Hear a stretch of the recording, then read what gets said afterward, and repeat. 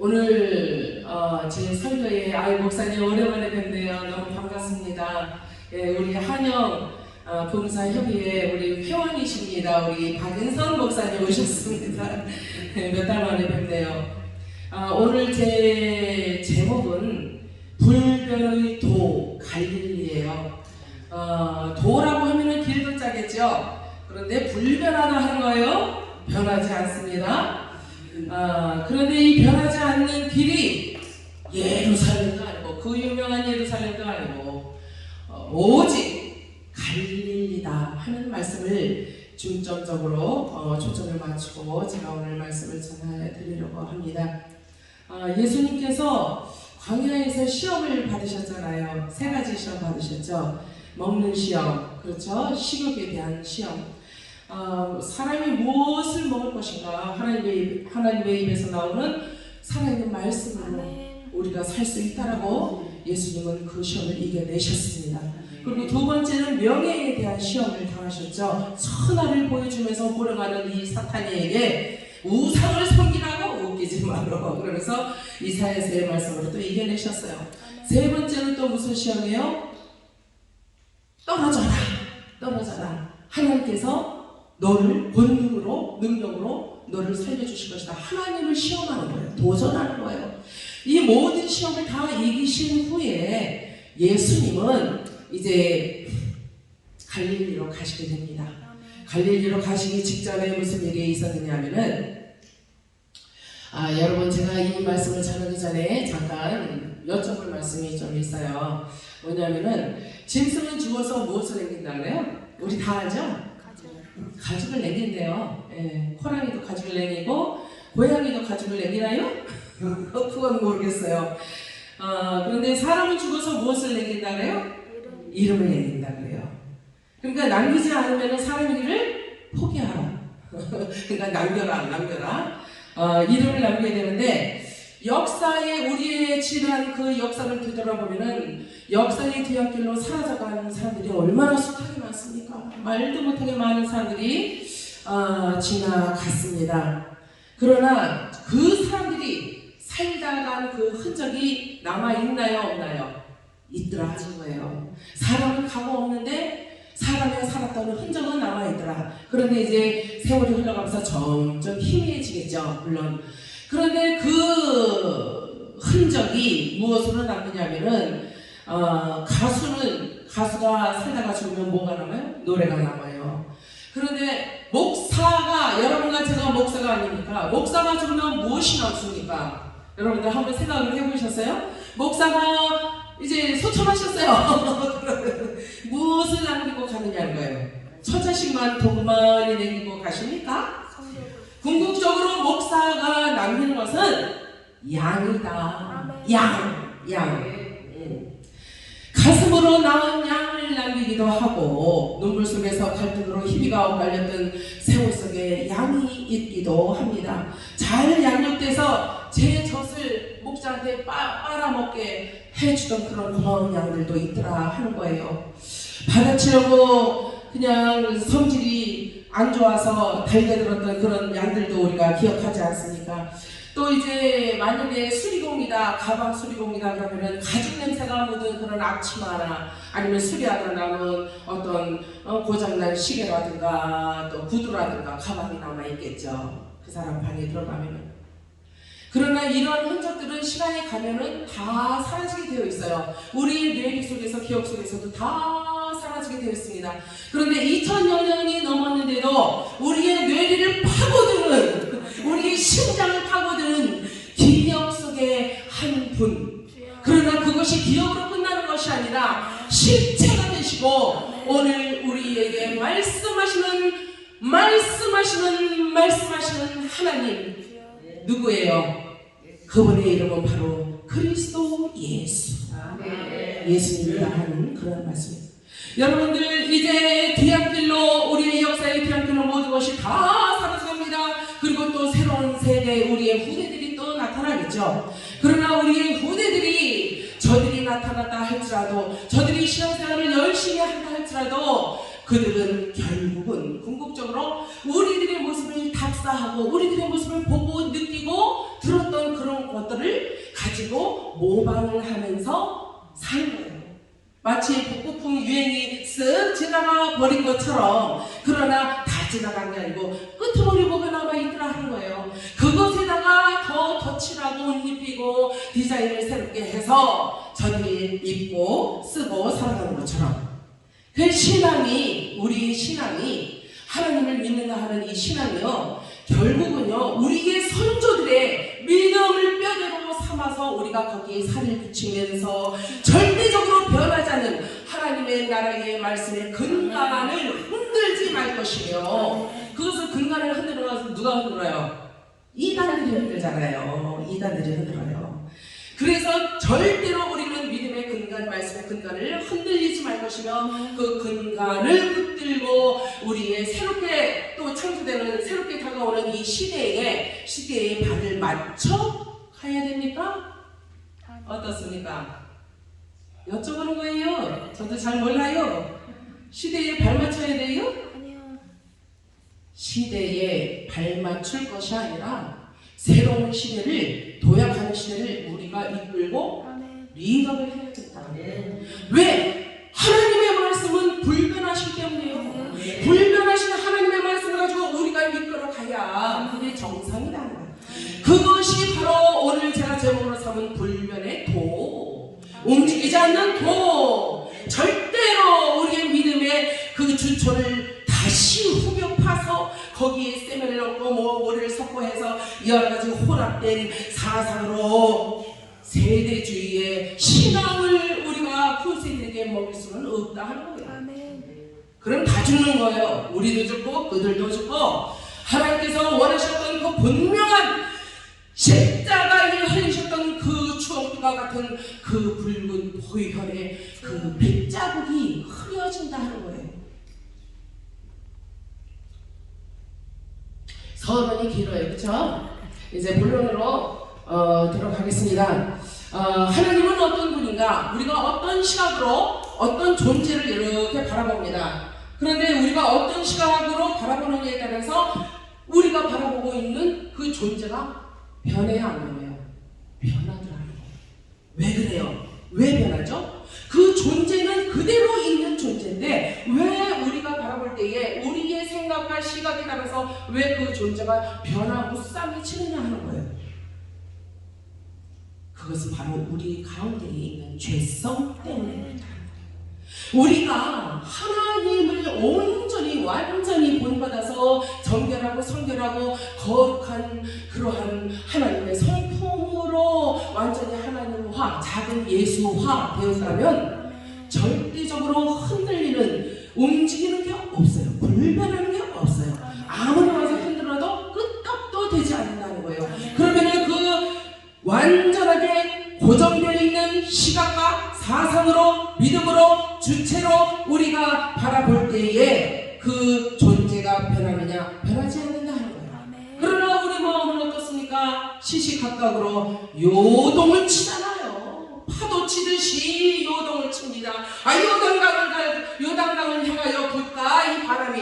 아니면 저 시베리아 벌판을 향하여 불까? 대한민국을 향해 불까? 이 노도, 이 바다, 이 노도 환한 파도처럼 우리의 심령은 날마다 이리 갈까 저리 갈까, 저 사람 말이 맞냐, 이 사람은 내가 줄을 잘 서야 되는데 이 줄을 서야지 내가 뭔가 좀 얻을 수 있을까. 이것이 바로 인생들이다 하는 것입니다. 그러나 성경은 분명히 말씀하고 계십니다. 우리가 신앙하는 하나님은 어떤 하나님이냐? 바로 믿을 만한 신실하신 하나님이시다. The God we believe in is trustworthy and faithful. 영어를 써서 죄송합니다. 그러나 영문으로 볼 때 더 정확하게 이렇게 와닿는 그런 부분들이 없잖아 있는 건 사실이지 않습니까? 즉 그분의 성품은 변함이 없으시기에 한 번 하신 말씀은 그것은 결국은 이루어지고 만다 하는 말씀이에요. 마태복음 24장 35절에 보니까 천지는 없어지겠으나, 그러니까 천지는 어때요? 천지는 누가 지었어요? 하나님이 지으셨습니다. 그런데도 불구하고 이 천지가, 이 자연이, 이 모든 인생들이 하나님 앞에 굴복하고 사느냐 하는 거예요. 그렇지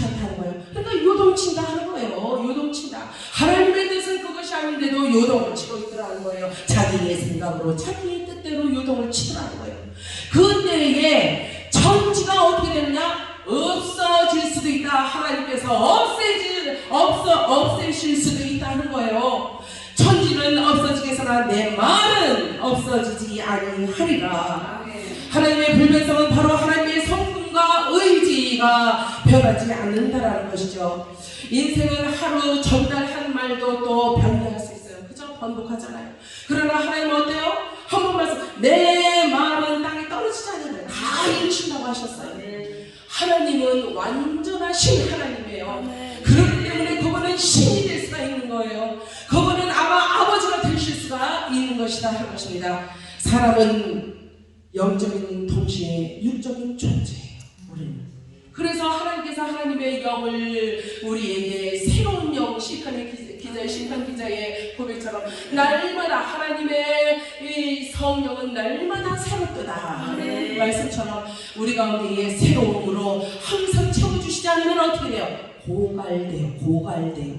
그러면은 우리의 혼이 일을 하기 시작한다는 거예요. 우리의 영을 지배하고 지가 주인으로서 하려고 한다는 거예요. 그럼 어떻게 돼요?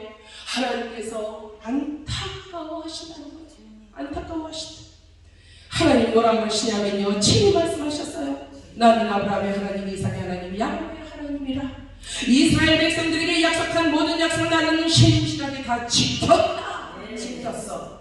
그 자손들에게도 변함없는 은혜와 사랑의 아버지였다.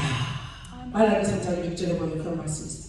나 여호와는 변하지 아니하나니 그러므로 야곱의 자손들아 너희가 소멸되지 아니하느니라. 여러분들 혹시 자식을 잃어보신 적 있으십니까? 저는요, 제 자식을 잃어본 적은 없는데 제 바로 밑에 여동생이 얼마나 똑똑하고 이쁜지 몰라요. 오늘 아침에 우리 목사님, 신목사님하고도 잠깐 말씀 나눴지만은 아주 이뻐요. 똑똑해요. 머리가 또 너무너무 좋아. IQ가 너무 높아. 걔는. 저는 IQ가 뭐 그렇게 높진 않아요. 그러니 얘가 이제 치과의사가 됐단 말이에요. 돈을 갈피로 이렇게 들고 막 그래서 저 아프리카에 선교비도 많이 보내고 정말 주님의 일에 많이 헌신하고 있습니다. 그 점은 참 감사하게 생각을 하는데, 아무튼 그 아이를 걔가 5살 때 저희 어머니가 잃어버리셨어요. 시장에서. 그러니 그 이쁘고 달덩어리 같은 그 딸을 잃어버렸으니 어머니가 잠자도 잠자는 게 아닙니다. 밥을 못 드십니다. 그냥 하루 이틀 사흘이 지났는데도 애를 못 찾는 거예요. 경찰서에 얘기를 했는데도 뭐 아무 소식이 없어요. 어머니가 이제 그 통장이라고 그러죠. 거기 갔어요. 그래가지고 저는 아유 통장님 한 번만 더 방송을 좀 해주세요. 사람들 듣기니까 했어요. 아이 마이크 선생님이 좋아요 그럼. 그러면서 어머니가 마이크를 대고 이제 멘트를 하신 거예요. 옷은 무엇을 입었고 뭐 바지는 무엇을 입었고 양말은 무엇을 입었고 이렇게 해서 애를 찾았어요.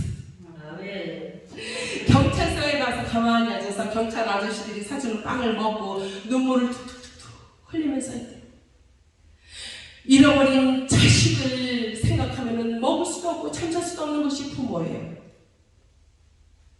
이스라엘 백성이 하나님을 배반하고 계명을 어기며 어둠의 자식들이 되어 살고 있을 때 이 백성은 하나님의 잃어버린 백성이에요. 이 백성들은요 말씀을 버린 불효자들이에요. 아무리 알아듣게 말을 해도 생명의 근간이 되시는 하나님의 말씀을 등지고 저들은 좋은 대로 살다가 얼마나 많은 매를 맞았습니까? 구렁텅이로 빠지며 다시 일으켜서 엉덩이 털어줘 먼지 털어줘 살게끔 해주니까 또 어때요?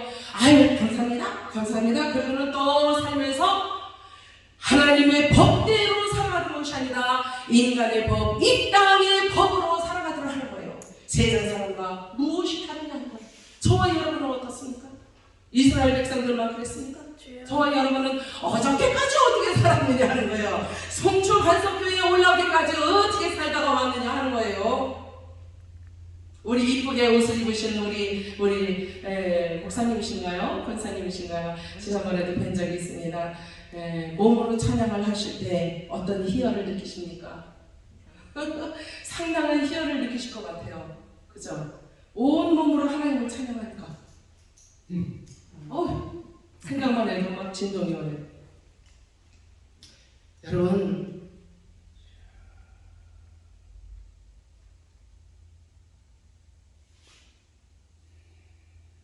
오늘 본문의 말씀의 주제는 갈릴리의 예수님이십니다. 아멘. 예수님의 갈릴리 행적은 너무나도 의미심장합니다. 왜 그러느냐면 예수님의 전적으로 공식적으로 시작하신 예수님의 사역이 바로 갈릴리 땅에서 시작됐어요. 그리고 나중에 예수님이 예루살렘으로 올라가서 고난 당하시기 직전까지 계셨던, 사역을 하셨던 수많은 병자들을 고치고 수많은 이적과 기적을 일으키셨던 곳이 바로 갈릴리다. 그리고 예수님이 부활승천하신 다음에 그 다음에 제자들에게 다시 나타났어요. 갈릴리 사람들한테 이제 나타나시잖아요. 그러면서 너희가 하늘을 본 그대로 내가 다시 오리라.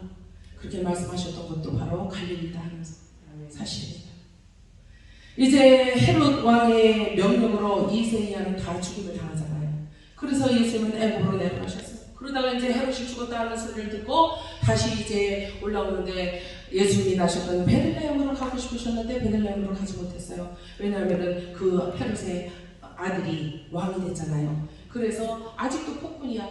그러니까 갔다가는 안 될 것 같아요. 그러니까 어디로 갔느냐? 갈릴리로 가셨다는 거예요. 가버나움에서 예수님은 제자들을 부르셨어요. 그 수제자였던 베드로도 부르시고 안드레도 부르시고 요한과 야곱도 부르셨어요. 처음에는 4명의 제자들을 부르셔서 같이 다니셨어요. 그러다가 이제 나중에 12제자들을 이제 더 불러서 이 땅에 있는 보이는 하나님의 나라를 구축하는 데에 기초를 삼게 되십니다.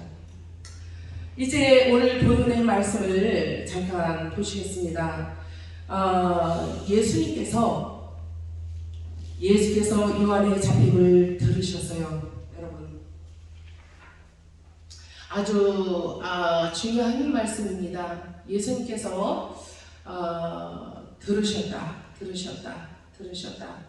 예수님께서 들으셨다라고 여기 본문에는 말씀을 하고 계시죠. 예수께서 요한의 잡힘을 들으시고 갈릴리로 물러가셨다.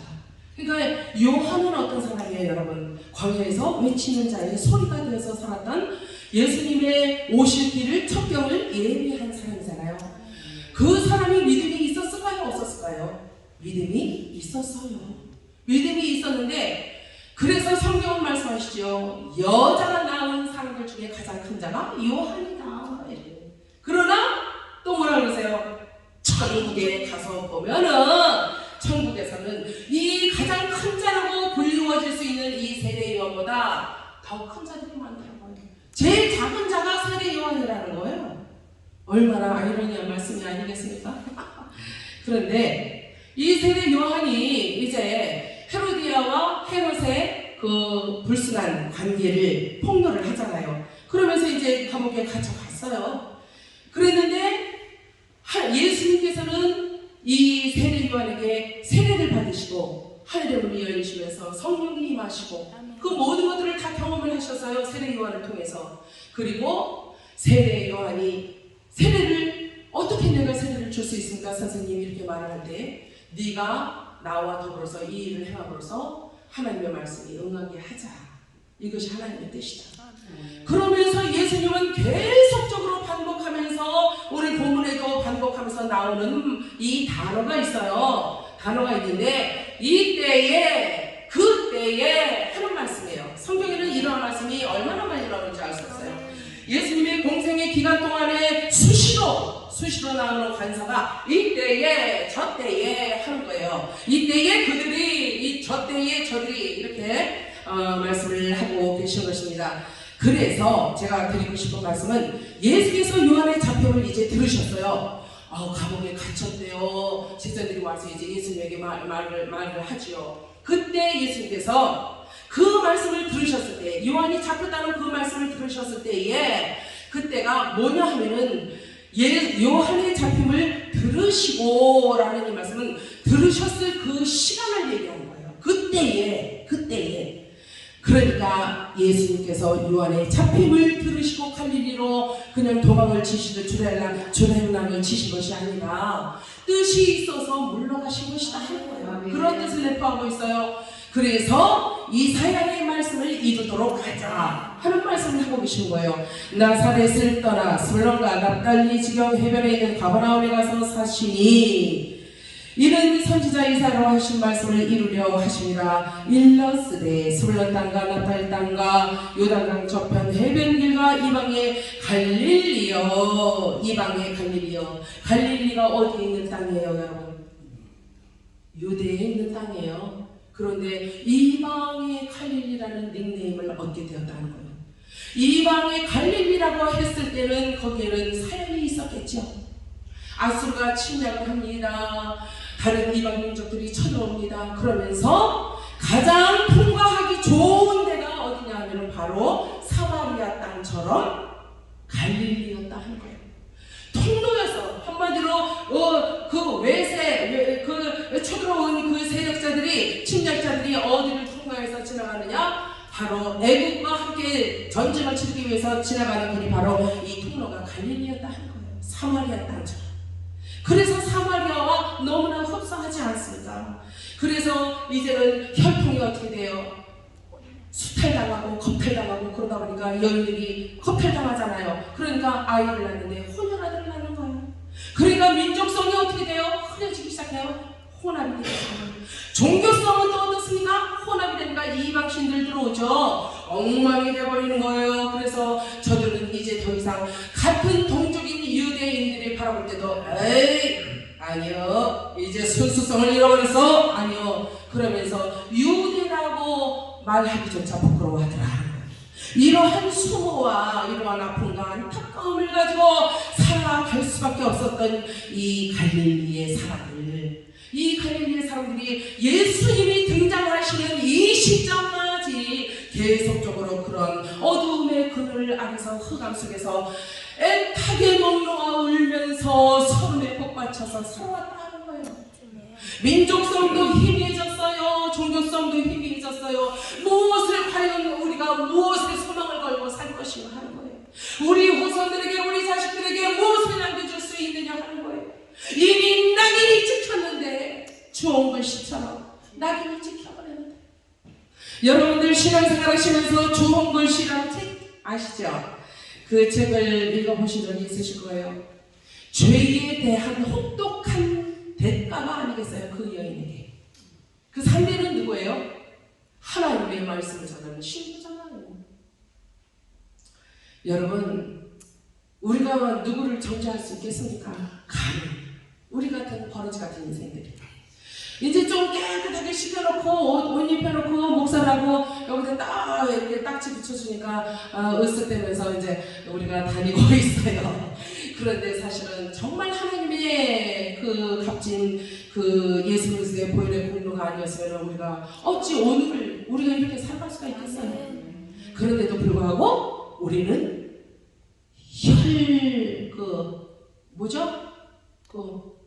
뭐가 강해? 저 사람은 뭐가 강해 그러잖아요. 빨리 막 안 나와. 혈기가 방자한 인생이다 하는 거예요. 혈기다 하는 거예요. 우리는 힘이 아니에요. 그렇기 때문에 우리 안에는 날마다 무엇이 자꾸 들어옵니까? 내보내도 물을 내보냈어. 그런데 조금 있으면 또 하고 밀물 썰는 것 같이 죄가 들어오더라 하는 거예요. 나도 모르게. 내가 원치도 않았는데 들어오더라 하는 거예요. 그래서 그 문제, 죄의 문제를 가지고 오늘날까지도 시험을 하고 있는 것이 아니겠습니까? 이러한 인생들을 바라보시면서 하나님이 아이고 내가 널 깨끗하게 했으니까 너는 이제 무슨 죄를 져도 너는 내 거요. 그러십니까? 그러셔요? 안 그러셔요? 한 번 구원은 영원한 구원? 뭐 이런 거 가지고 여러 가지 설이 있긴 하지만은 그러나 우리가 예수 그리스도를 우리가 정확하게 알아야 되는 사실은 우리가 예수 그리스도를 구주로 영접했잖아요. 학습받고 세례를 받았어요. 그거는 이제 물세례예요. 그러나 물세례라 할지라도 하나님의 성도로서 자녀로서의 인칭을 받는 거란 말이에요. 갓 들어온 성도를 세례를 준다는 것은 그게 어불성설 아니겠어요? 그런데 그렇게 하는 교회들이 요즘 얼마나 많은지 아세요? 잃어버릴까봐. 그것이 지향이요? 하나님 양이지. 그런데도 잃어버릴까봐 뺏길까봐 그냥 잊혀주라. 아니 너는 도장 찍는 거예요. 너는 내 거요. 우리 성사교회, 우리 뭐 한국교회 성도요 이러듯이 그렇게 한다. 그러나 하나님의 생각은 전혀 다르시지요. 하나님은요 오늘 갈릴리 오늘 본문의 말씀 이거 말씀을 해야 돼요. 따님이 자꾸 하는데 예수님께서 갈릴리에서 세계의 사람을 보내셨다 하는 사실입니다. 팔레스타인의 북부 지방에 있는 갈릴리, 이스라엘 지금의 북부 지방을 얘기하고 있는 것입니다. 이제 요한은 옥에 갇혔어요. 그러나 예수님께서는 그 요한을 찾아가시지 않았어요. 면회 가시지 않았어요. 인간의 정에 이끌리지 않으셨어요. 예수님은 오직 이 땅에 오신 이유를 무엇이라고 말씀하시느냐? 하나님의 일을 위해서 내가 이곳에 왔다.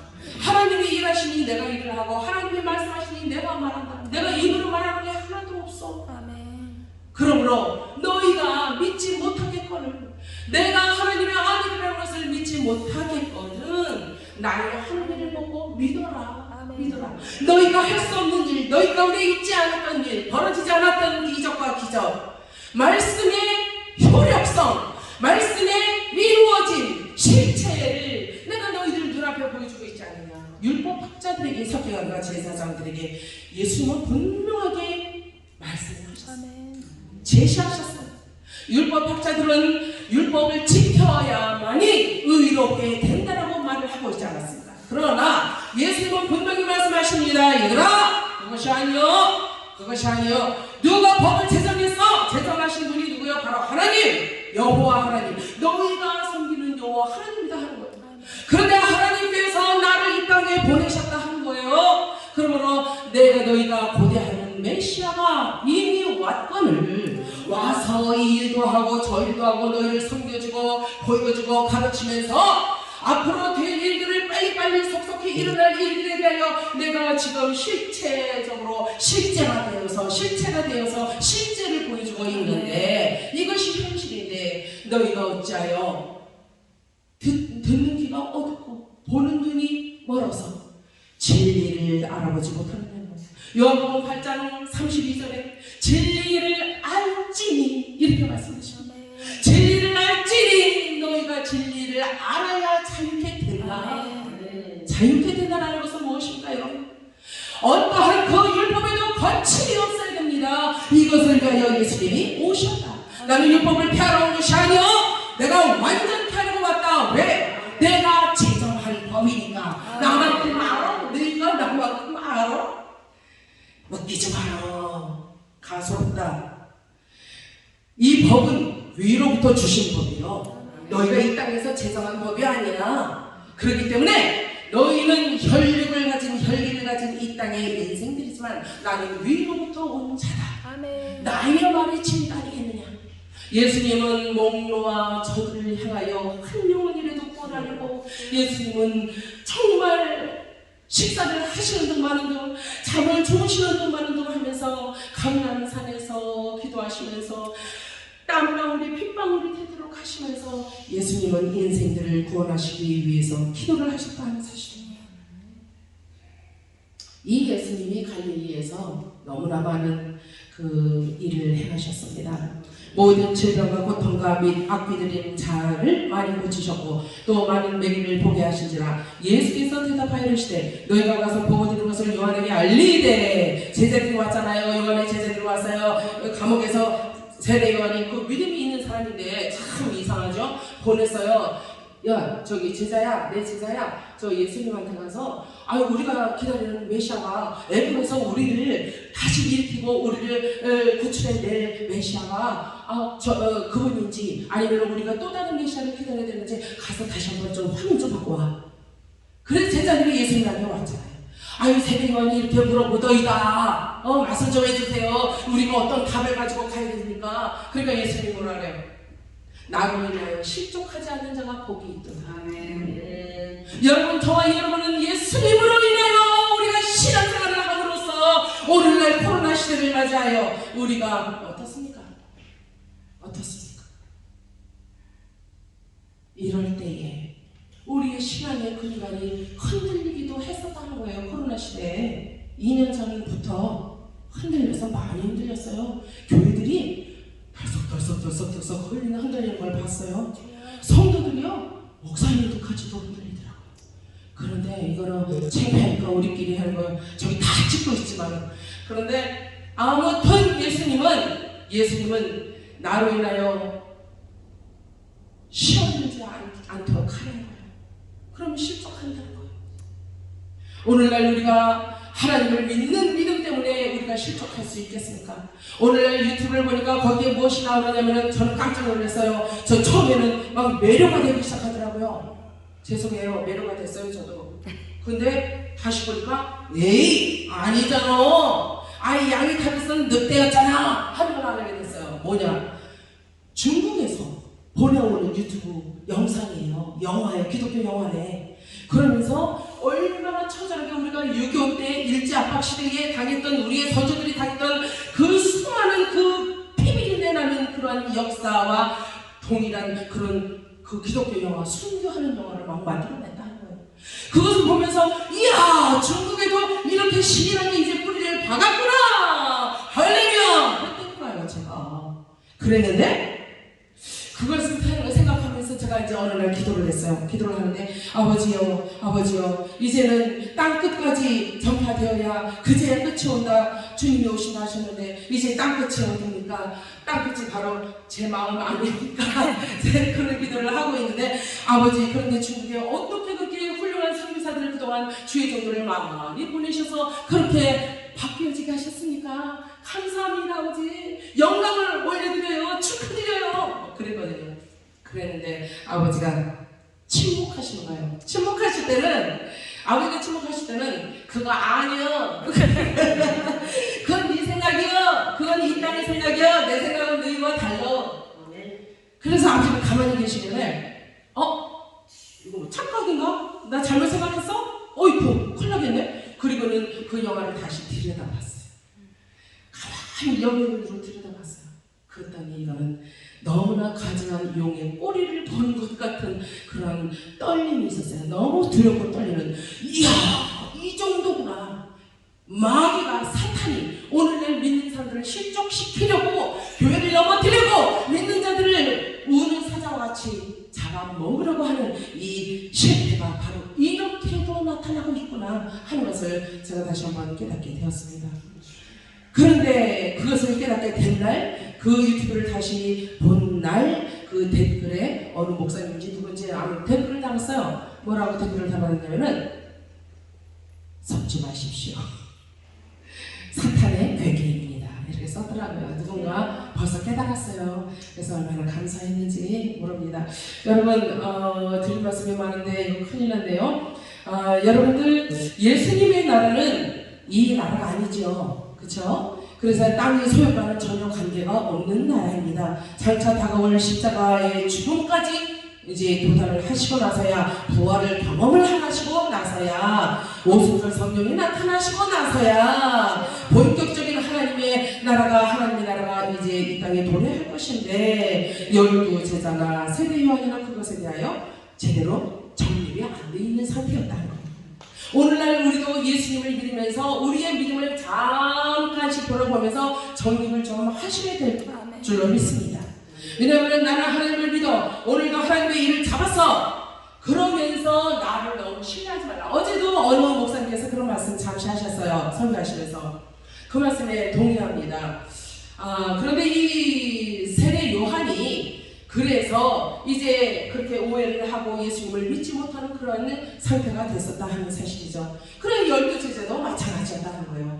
예수님과 더불어서 같이 다니고 숙식을 같이 하고 시청각 교육을 통해서 저들이 다 듣고 배웠지만은, 그러나 저들의 심령 가운데에는 깊은 믿음의 뿌리가 없어서 요동을 치게 되었다는 거예요.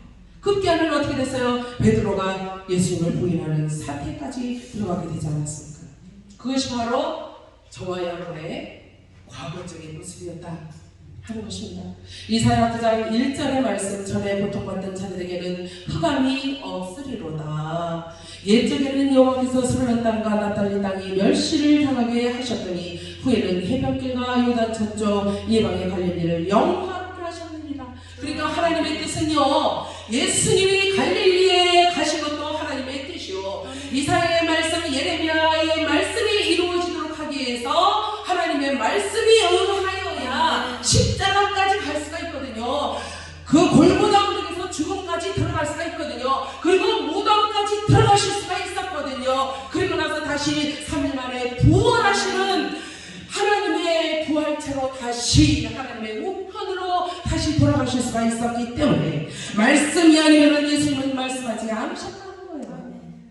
여러분, 저와 여러분들의 이 새치혀에 달린 말씀으로, 말씀으로 말미암아 한 영혼을 죽이기도 하고 좌절시키기도 하고 살리기도 할 수 있다.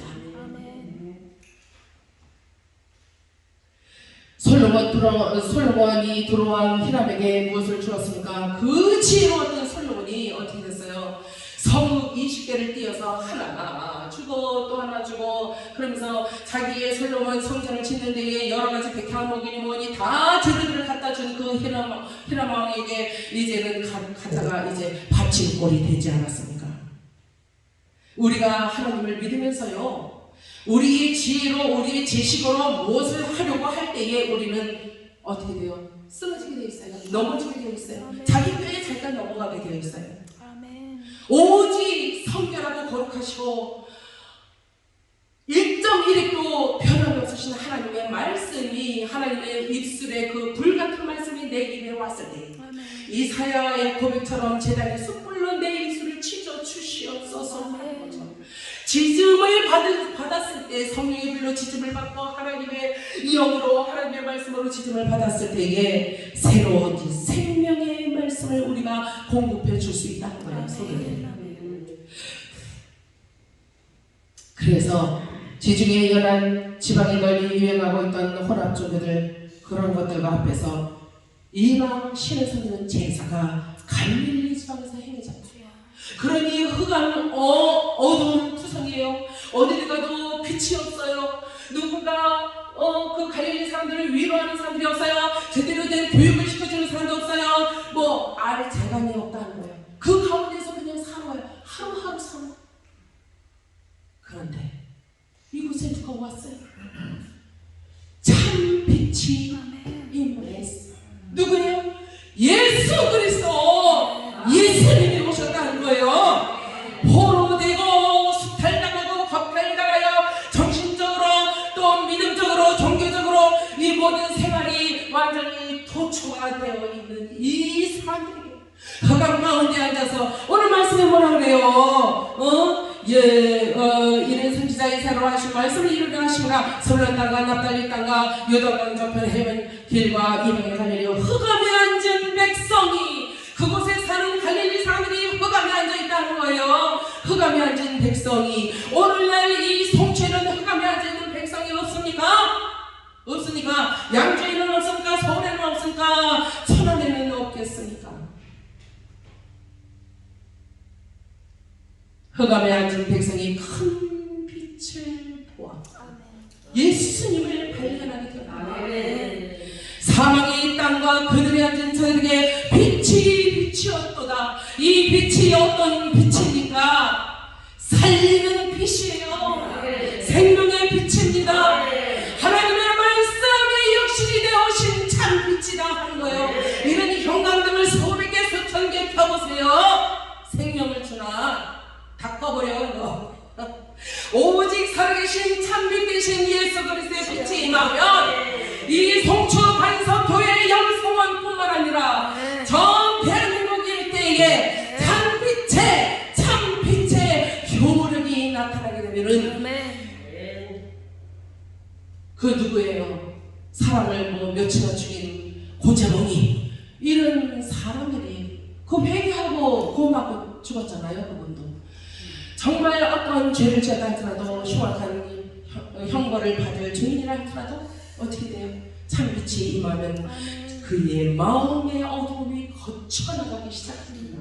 누가 이 빛을 걷어줄 수 있어요? 여러분들 가운데 있는 모든 안타까움과 문제의 실타래를 누가 끄집어내서 다 해결을 해줄 수가 있느냐? 오직 참빛 대신 예수 그리스도만이 우리의 구주가 되시기 때문에 그분의 입에서 나온 하나님의 불같은 말씀으로만이 우리를 고치고 우리의 문제를 풀어줄 수가 있다. 뭔가 생산력이 있는 갈릴리도 아니었어요. 뭔가 좀 살아갈 만한 생활의 방편이 마땅한 것도 없었어요. 여러분들 얼마나 가난하게 살아보신 적 있어요? 우리 아까 말씀드렸던 저 잃어버렸던 동생 있잖아요. 걔 돌 때인가 베개를 엄마가 뜯기 시작해요. 그 땀내 나고 애가 그 애기가 비고 자던 한여름에 그 베개를 뜯어요. 그래서 엄마 왜 이거 왜 뜯어요? 빠르려고요? 그러더니 한 말씀도 안 하시는 거예요. 그러더니 그것을 그 속에 조가 들어서 준 거예요. 그것을 가지고 가서 버락버락 씻으신 거예요. 그러더니 그거를 씻어서 엄마가 뭐 하려고 그래? 냄새나 에이 그랬더니 버럭버럭 씻더니 그것으로 떡을 안 치셨어요. 그러더니 그거를 칼로 10시짜리 걸어가지고 뚝 떼서 냈다 먹어라. 오늘 저녁은 이거다. 이런 것을 이제 저는 경험을 많이 했어요. 정말 비천에 처할 줄도 알고 사도바울과 같이 부에 처할 줄도 알고 뭐 그래야 된다고 하지만은 빈곤하는 그 삶이라는 것은요. 그 공동 화장실을 쓰는 여럿이 쓰는 공동 화장실 중국 사람들도 살고 그래요. 그 공동 화장실에서 제가 샤워를 하면서 산 적도 있었어요. 불과 뭐 몇 년 전에. 그런데 이 모든 것이 연단이고 훈련이었죠. 예, 우리에게는 다 훈련이죠.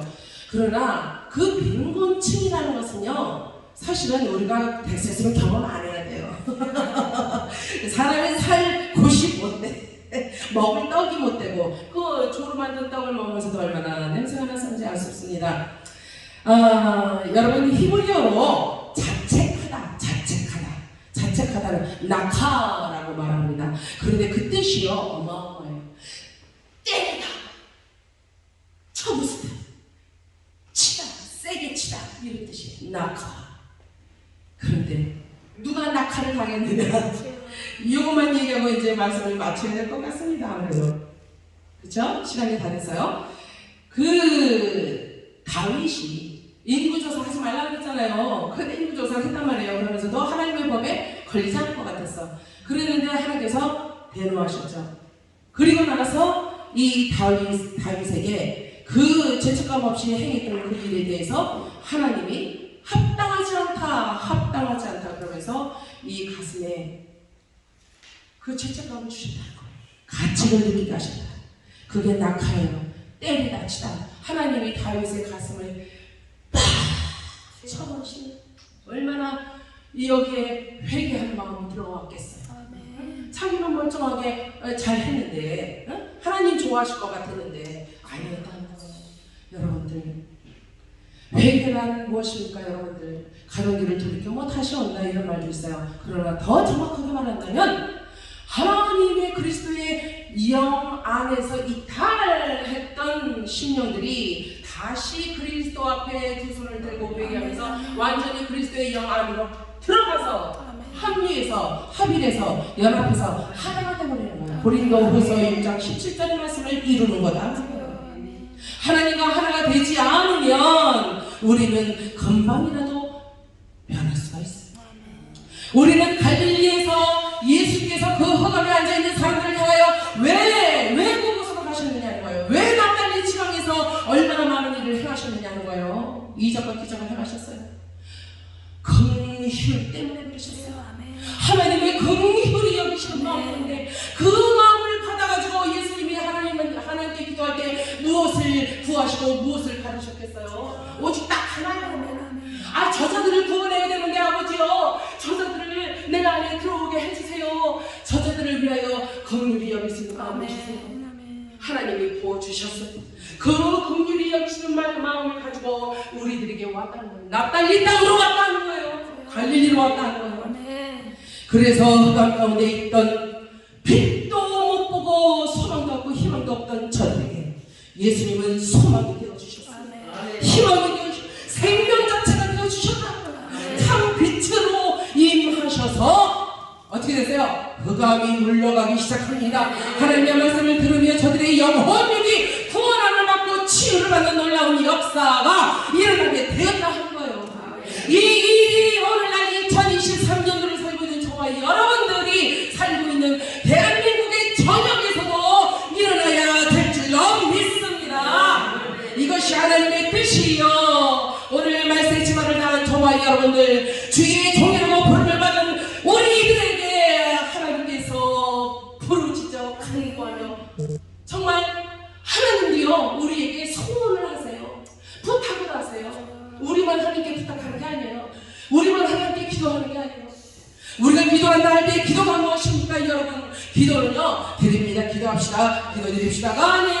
기도는 하나님의 뜻을 받는 게 기도예요. 하나님의 뜻을 알지 못하고 중언부언 해봤자 그거 하나님과 관계가 없다는 거예요. 백날을 해도 관계가 없다. 40일 작정되어 금식 기도를 해보세요. 관계가 생기는 하나님께서 원하시는 것이 오늘 2023년도 4월 월 며칠이요? 이날에 송추 반석 영성원에서 왜 이 갈릴리로 가신 이 한 예수 그리스도에 대한 말씀을 이 부족하고 어린 종의 입술을 통하여 왜 선포하게 하시는가에 여러분들은 한번 관심을 가져보시기를 바랍니다. 히브리서 2장 18절에 왜 예수님이 시험을 당하셨는가? 자기가 시험을 받아 고난을 당하셨을 줄 시험 받는 자들을 능히 돕기 위해서. 이 말씀이 연약해서 부족해서 하나님의 뜻을 다 헤아리지 못하여 우리가 온전한 기도, 하나님이 원하시는 기도를 하지 못해서 하나님의 응답이 떨어지지 않는데도 불구하고 우리는 주여 여호와의 팔이 짧아서 구원하지 못한 거 아닌데 여호와의 팔을 비틀어 꺾어요. 그런 기도를 하지 않습니까? 그 기도하라고 목사님들이 성도들한테 가르치는 교회도 있더라고요. 끝까지 버텨. 뭐 씨름합니까? 버티게? 하나님의 마음을 헤아려 여름날에 시원한 냉수 한 그릇처럼 하나님의 마음을 시원하게 해주는 저와 여러분이 되시기를